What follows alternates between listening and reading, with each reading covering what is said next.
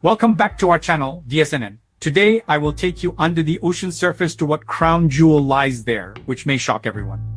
The morning of our departure was crisp, the air electric with the promise of the unknown. On this day, September 2025, our long-held ambition finally took flight.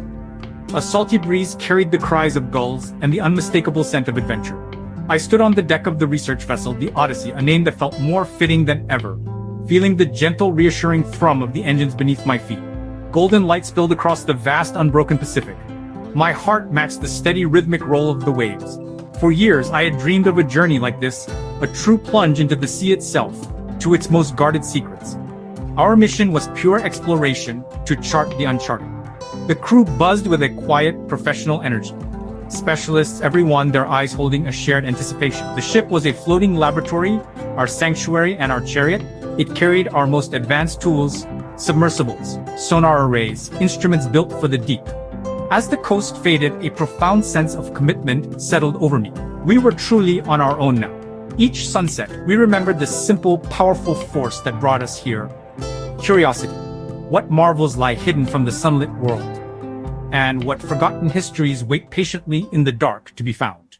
My turn to descend in the Triton was finally here. The hatch sealed, and the world became this acrylic sphere. Pre-dive checks echoed in my headset as the world outside faded. A brief suspension, then, with a gentle splash, we were submerged. The surface world disappeared, and we began our way down into the immense silent blue. Sunlight softened, filtered into shimmering turquoise, but the last warm colors we would see. A final farewell to the world of air. The pressure climbed, a constant heavy reminder of the miles of water pressing down from above.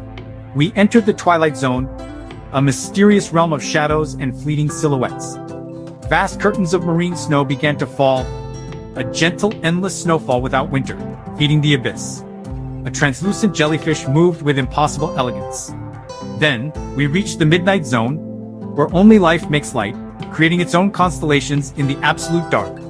Our lamps revealed a landscape never seen by human eyes, with structures that rose like the ruins of an ancient city. A galaxy of living stars suspended in the void. A vampire squid appeared, ancient eyes, velvet cloak, a citizen of this deep metropolis. A gulper eel waited patiently in the dark. Humbled by the true inhabitants of Earth's largest living space, I was a visitor in their profound, hidden world. We followed the trench edge, mapping its complex geology in the crushing dark. The sonar pulsed, building a picture of what lay ahead. Robotic arms were poised, ready to collect samples from the alien seafloor. Geological grandeur sculpted over eons. Outside, the pressure was immense, hundreds of times that at the surface, a constant force testing every seam of the Triton. Then, an echo returned that made no sense. Kyle, I'm seeing something unusual ahead. The readings were structured, too structured for the random chaos of the deep. Nature prefers curves and chaos. This was deliberate, a pattern of impossible regularity. We altered course and advanced slowly. Visibility fell as our lights struggled against the abyssal murk.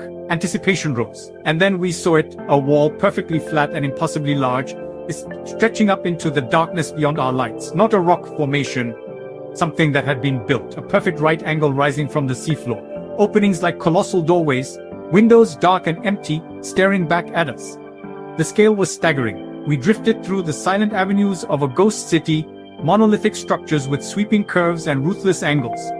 The stone itself seemed to drink our light. Strange markings, deliberate, eroded, but unmistakable. A writing or symbolic language of geometry and spirals. Plazas, avenues, spires clawing at the dark. The team estimated ages beyond hundreds of thousands of years, perhaps more, placing its construction before modern humans existed. Was it swallowed by the sea, or built for it? We had stumbled upon an impossible, submerged metropolis. The discovery didn't just rewrite history. It tore the book apart. The implications strained the limits of our understanding. The abyss had revealed its greatest secret, then waited. Our time was finite, power dwindling, ascent unavoidable. Leaving was one of the hardest things I've ever done. It felt like waking from an impossible dream, as if the ocean pulled a dark curtain over its secret. Back on the Odyssey, the world felt different. Over 70% of Earth is water, and most remains unexplored. We have better maps of Mars and the Moon than of our own seabed. This is a beginning, a call to listen, to look, to learn from the deep, We need more ships like the Odyssey, more Tritons, more curious minds. These stories should be shared so wonder becomes everyone's fuel. The city we found is surely not the only one. The call of the horizon is now matched by the call of the deep. The greatest discoveries are yet to be made.